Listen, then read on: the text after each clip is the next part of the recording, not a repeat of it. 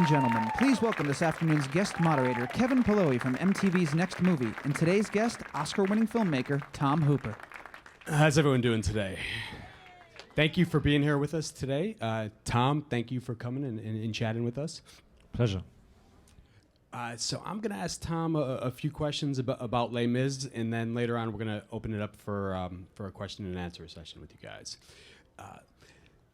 Tom, first of all, congratulations on this movie. It's been a great success. Opened in theaters about a month ago. A huge success both commercially and critically. What would you say is the most surprising reaction you've gotten to the film? Be it personally or in a piece of text. What has surprised you most among the various reactions that you've gotten to Les Mis?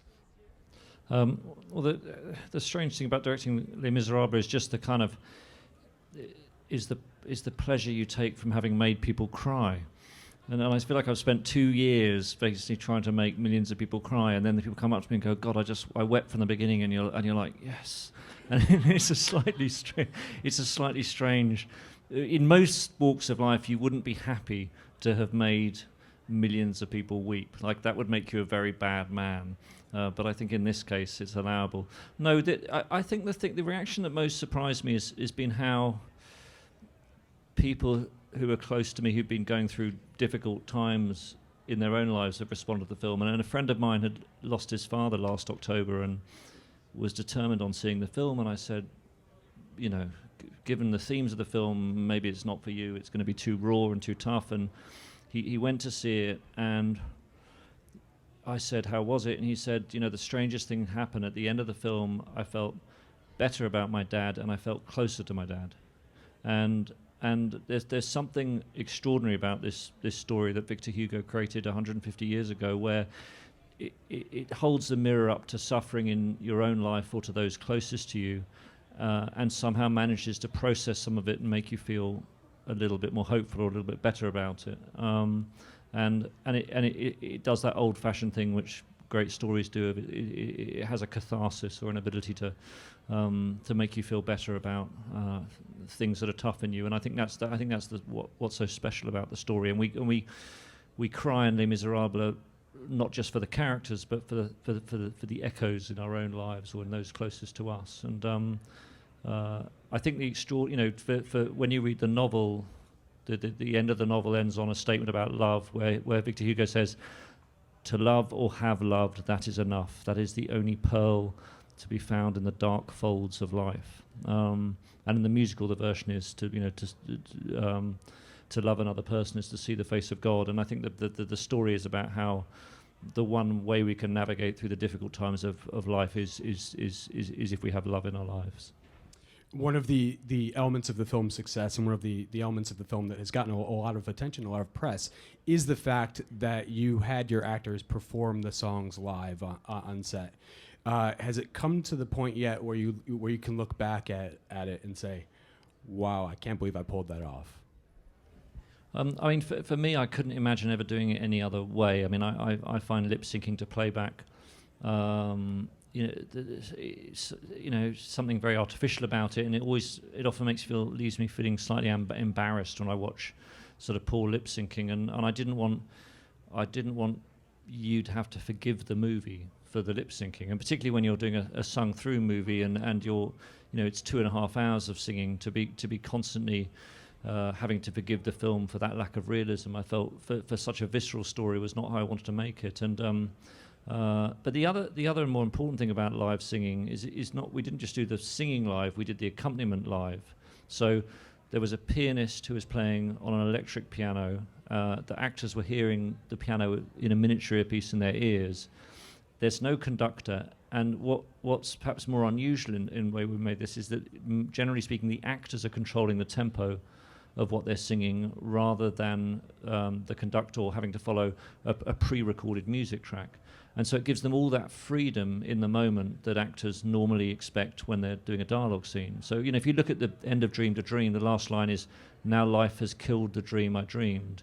And Annie actually goes, "Now life has killed," and then she holds it and says, "The dream I dreamed." And in that hold, you see her taking all her pain and making the decision to shut it down and her eyes harden up, and you can see her killing that last clinging onto the dream that she has, and preparing herself to take another client and carry on as a prostitute. And it's the most extraordinary bit of acting, but it's made possible by taking the time. And in the score, there is no gap there. It's the score plays through that, and she puts a sort of 8-10 second gap in the middle of the last line, because it's live and because she can make those decisions, and the pianist is following her. And in the end, with acting, the hardest challenge is to take dialogue you've been given and make it feel like you invented it. And the hardest challenge on Les Misérables is to take these globally iconic songs and create the illusion that your characters made this up in the moment. That Annie's character Fantine invented Dream to Dream as a cry from the heart. That Eddie Redmayne invented empty chairs and empty tables, and so much of the illusion of a character inventing dialogue rather than doing a rendition of it is those little hesitations that tell you that someone's thinking live. I mean, the little hesitations I'm doing now when I'm talking to you that shows I'm not doing something from memory. I'm speaking live, and this I think, as much as the live singing, makes it a much more emotional form of storytelling, because it allows the actors the control of the medium of time. If you're following a pre-existing piece of music, you have no freedom in time, and freedom in time is utterly key to acting. Well, let's see some of this process at play. We'll roll a clip from the film, please. Did Hugh Jackman enjoy the fact that he probably didn't have to shower for a few days for taping the scene? I mean, the interesting thing about that clip is the lengths that Hugh Jackman went to look like that. I mean, not only did he lose 30 pounds in weight in order to shoot the scenes of him being a convict, which he did prior. We shot that first. But before he shot that scene, he went on a 36-hour water fast, which means no water or fluids of any kind, so that his skin became like tissue paper and just wrapped back on his skull. And then we cut his hair very savagely and added sort of the scars of previous beatings. What was great about it is I felt one of the challenges of the musical, for those who've seen it, is you go from this guy being a convict to the guy reinventing himself as the mayor of a town and a successful entrepreneur. And when I first saw the musical, I was kind of like, well, he kind of looks the same, and so why does Javert not recognize him? And so I said to Hugh, your first challenge is to make yourself unrecognizable, so that when you reinvent yourself, the storytelling is solid, that Javert doesn't immediately spot who they are. But it's also, and this scene's a good example of how I try to combine both gritty realism and a certain kind of operatic or heightened staging in the scene execution. So, in order to ground this idea of singing to make it feel real, the actors' appearances are incredibly brutally real. I mean, we went further than maybe a lot of films do in creating this kind of prisoner environment, but at the same time, the staging with the boat behind, and the way that Russell's overshadowed by this this Hydra figurehead, it has a kind of heightened or magical realism to it, and I was constantly directorially trying to navigating this line between using realism to ground singing as real, plus also taking advantage of the fact that singing on film is a heightened form to allow myself to be more expressionistic visually than I might have in a dialogue-driven movie. So that became very important. And the other thing that's interesting in that clip is that you see how Hugh doesn't really look Russell in the eye and has a kind of slightly blank gaze. This came out of Hugh visited a number of prisons in the lead-up to the shoot in England, because I'd made a prison drama called Longford with Jim Broadbent and Samantha Morton a few years ago for HBO, and I'd spent quite a lot of time visiting prisons, and I noticed there's something in a prisoner's gaze where they're completely alert, but they appear to be not seeing. So they don't catch your eye, but they notice everything. And in relation to authority, there's a tendency to not look someone in the eye. And Hugh made a study of this, and I think it's kind of extraordinary the way he's sort of developed that demeanor based on his research he did. Considering the success that you've had with this approach, do you see other big screen musicals follow in suit? Can you see this as sort of a game changer to see, or standard operating procedure going forward? I would hope it does change it, but I mean, I suppose it does depend on the film. I mean, if you've got something which is very heavy with dance numbers and a lot of chorus work, it may be less practical to do it live. But for me, it makes the form more real. And I remember the very first time. I remember calling my agent Doug right at the beginning, going, "I'm thinking of doing Les Misérables," and he said, "That's great, Tom, but I don't happen to like movie musicals." And I kind of meant, God, there are all these people out there who just, on principle, are not going to want to see this film. And how do I break down that barrier? How do I make the form more democratically open to even people who don't think it's for them? And I'm convinced that doing it live makes it more realistic and embraces those people who might be a bit tentative about going to a movie musical. Great. Let's show another quote from the film.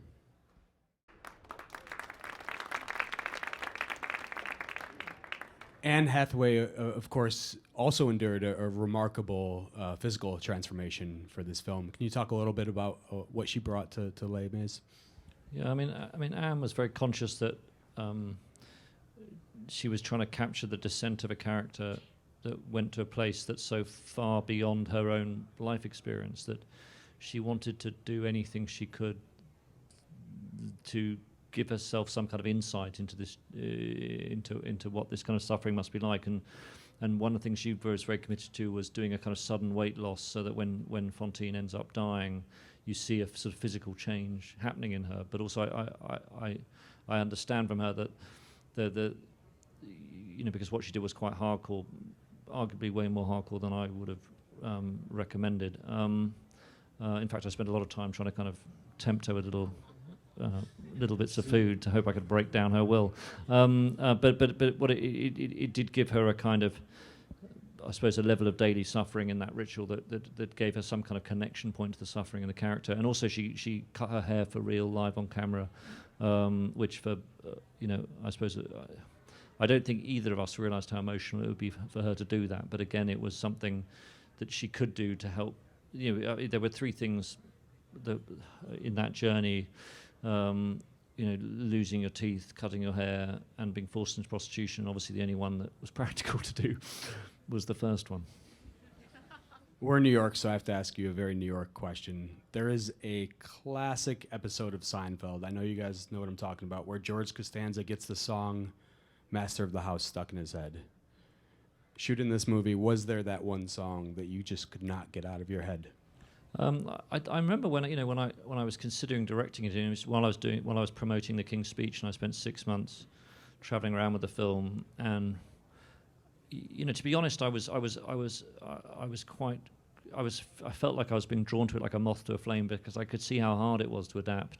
But at the same time, the music just got in my head, and it would almost became like a delirium, where I would wake up at 3 a.m, the music's in my head. I'd wake up in the morning, the music's in my head, and I did get to the point of thinking, will this ever go? And after a year and a half, yes, I finally got peace, and it finally left. And I won't say this to the composer, but I was quite freed by the fact, because it's so addictive, the music. It's quite extraordinary. After only a couple of times, it's just there, and it is the most amazing score that Claude Michel created. But the answer is everything. I mean, there wasn't one tune. It just, when one left, another came in. You mentioned the King's Speech, for which you won an Oscar for a couple of years ago. You've worked in this business for well over 15 years across many mediums. Had your first real big screen success with the King's Speech.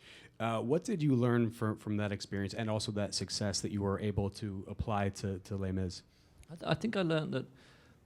I mean, I don't know whether it's the same growing up here in America, but growing up in London, I always felt that I was told there was a division between high and low culture, that there was what the mass market liked, which was kind of crude and not to be artistically respected, and then there was the kind of, the art house, art film, literary scene, and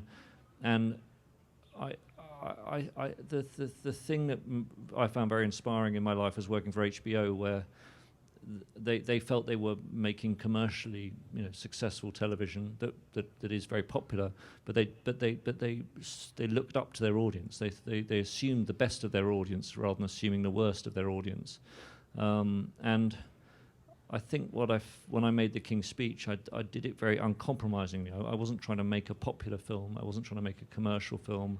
I was trying to be as true to this story and to the spirit of this time in actually quite an uncompromising way. I mean, the specificity, whether of accents or look or locale, no decision I made was about reaching after being commercially successful. And the great irony is the film had this extraordinary commercial success. I mean, beyond anyone's wildest dreams. And I suppose it taught me that the way to get to the universal is often through the specific. You can't try to make a universal story by being general. It's through creating characters that feel so real that somehow through that then we see the larger themes and the connections in our own lives. But I hope it encourages, in a tiny way, filmmakers coming through not to feel that there's commercial filmmaking and there's quality filmmaking, that the whole beauty of filmmaking is to try to combine your own values and do it in a way that's popular enough to get your money back. And you also succeeded in making people cry with the King's Speech, which now we know you enjoyed that as well. Yes, my addiction to making people cry started there. Where do you keep your Oscar, by the way? By my TV. It's not very interesting answer. It's not in my loo. All right. Let's roll another clip from the film, and then we're going to open it up to the audience for some Q&A. Okay, let's take some questions. Yes. I'm just wondering, what is it like working with Helena Bonham Carter? She seems really fun and creative to work with. It's quite as fun as it would appear to be. This is my second film. I did The King's Speech with her, and I now feel kind of obliged to cast her in every movie somehow. She is the Queen, after all, so you don't really say no to the Queen. She's very, I mean, what's good about her and why I wanted her in Les Misérables, she's extremely good at making comedy feel grounded or humour feel truthful. And there's a lot of humour in The King's Speech, but you never felt that she was reaching for it or being arch or being knowing. And I felt that, particularly acting with Sasha, who comes from more of a comedic background rather than acting background, I thought she would help ground Sasha and make sure he didn't go too nuts. I know that Helena Bonham Carter is in both movies, but here's the question. For Tom, how do you compare actors like Anne Hathaway, Hugh Jackman, Russell Crowe in Les Mis to Geoffrey Rush in The King's Speech? Well, I compare them on the basis of being Australian, in that Hugh Russell and Geoffrey are all Aussies, and I'm half Australian, so I have a certain predilection to casting Australians. I mean, I cast an Australian to play Edward VIII. Guy Pearce played the king, the English king, and which I'm not sure an English director would have ever thought an Aussie could capture that. I think actually what I would say is that they're all actors who bring a lot to the process. And if I've learned one thing over the years directing, it's if you cast really brilliant actors, for God's sake, listen to them, because they will arrive on set every day having thought more about their character than you've had the time or the ability to do, and they'll always have great suggestions, and you have to obviously filter the suggestions and take the best ones. But I mean, Russell was particularly brilliant at being a partner in storytelling. I mean, the end of Javert is the great challenge of how to set it up, and there's a scene, for those of you who've seen the film, where Russell puts a medal on the dead body of Gavroche, and that was Russell's idea, and he felt that there was something sacred about the death of the child that cuts through everything else and allows the process of unhinging to start in Javert's brain, which leads to what happens to him. So I suppose that the thing that really connects them is that they're all people who bring a lot, I suppose, as partners in storytelling, not just actors.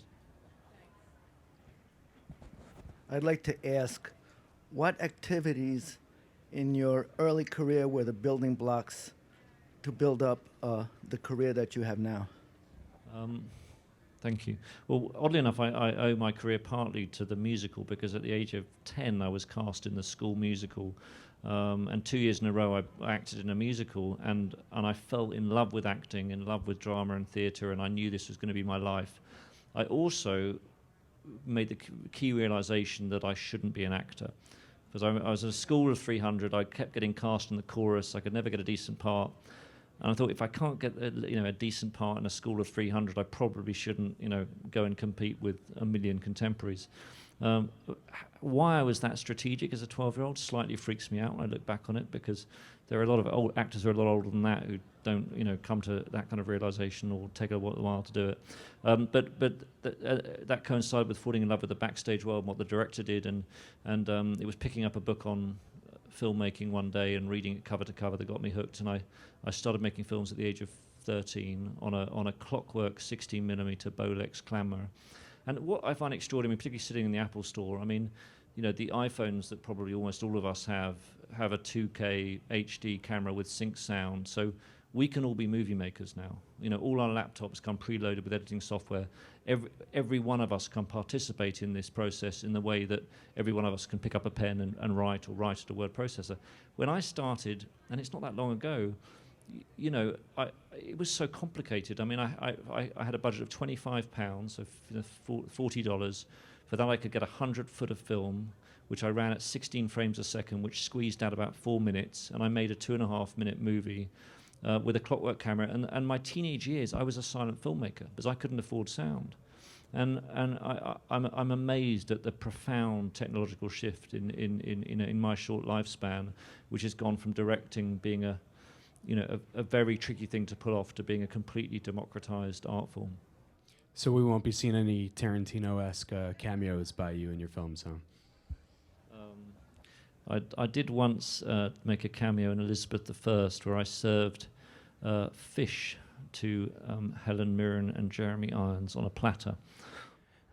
Hello, I'm a film student at New York University. I just wanted to say, first of all, you're truly an inspiration, so thank you very much. My question for you is, you're a master of directing dialogue, but what challenges did you face when you're dealing with actors that are singing in rhyme and also having to worry about breath control and tonal quality and all that? Well, first of all, thank you for what you said. First of all, it's a lot about training. I mean, Anne Hathaway, 6 months before we started shooting, was working on how to produce the belt voice, which is the powerful end of the voice, while keeping her face absolutely still. Because she intuited from the beginning that the great challenge of this was how to serve the score musically while making it work in a cinematic close-up, so that she had the necessary minimalism that film acting required. I mean, she also used to practice crying and singing, because she knew that when she sang Les Misérables, she was likely to cry. And she didn't want to discover that she couldn't hold the pitch of the tune if she cried, and she wanted to have that control while still have that emotion. So they did a huge amount of training. I mean, Hugh Jackman did a one-man show on Broadway before, partly because he thought, if I'm doing 8 shows a week for 3 months, I'll be able to sing every day, for 12 weeks on set.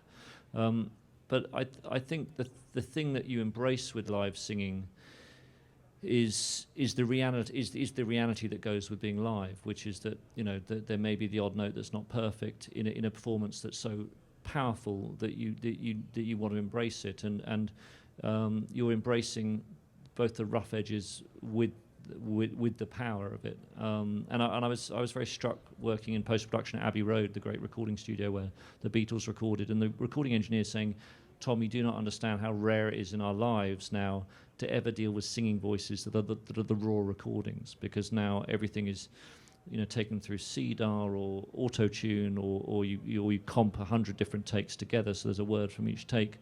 And these guys would say, you can do that and you can arrive at perfection, but it's always at the loss of some kind of integrity or some kind of emotional power. And that's what I found. I did play around with some of these softwares, and they added something, but they would always take away something, and they would always take away a certain rawness or a certain immediacy, or a certain kind of a vulnerability. Often it was a vulnerability in the voice that would be lost. So if you embrace live singing, you embrace the fact that people's voices are different, and you embrace a range of voices, but you also get the immediacy and the vulnerability. I read that you made your first movie when you were 13 about a runaway dog. Who owned the dog? Was it hard working with the dog? And are there any lessons that you learned from that first movie that you now apply as a grown-up filmmaker? That's a very good question. I was obsessed with having a dog as a kid. And the one great failure of being able to sell an idea to anyone in my life is selling to my parents the idea that they should get me a dog. I never broke through the wall. So my cousins owned this dog, and I was obsessed with this dog. My cousins lived in the countryside, and we used to spend hours chasing this bloody dog over fields because when it ran away, it would just run, and we would just run after it. But I think actually the thing I learned from it was I got very stuck on what should I do first. Like, this is my first film, and already I was arguably a little pretentious and thought it was terribly important what my first film was. And my mum gave me great advice. She said, just pick any story, and don't worry, don't try and make it the most important thing ever. Just start directing. And I remember after the King's Speech thinking, God, how do I follow this? This is such a pressure. And in the end, I thought, I've just got to start. I've just got to find something I love. I may not ever know whether it's the best thing I could have done, but it reminded me of that story of Runaway Dog, that you've just got to keep directing and keep working and not get too paralyzed by the idea that the story has to be somehow the best story you can find, because there is no such thing, really. Hi, how are you? Good, thank you. Great. I was actually in the first generation of the musical for 18 months. So wow. I want to thank you for bringing it to the film, first of all.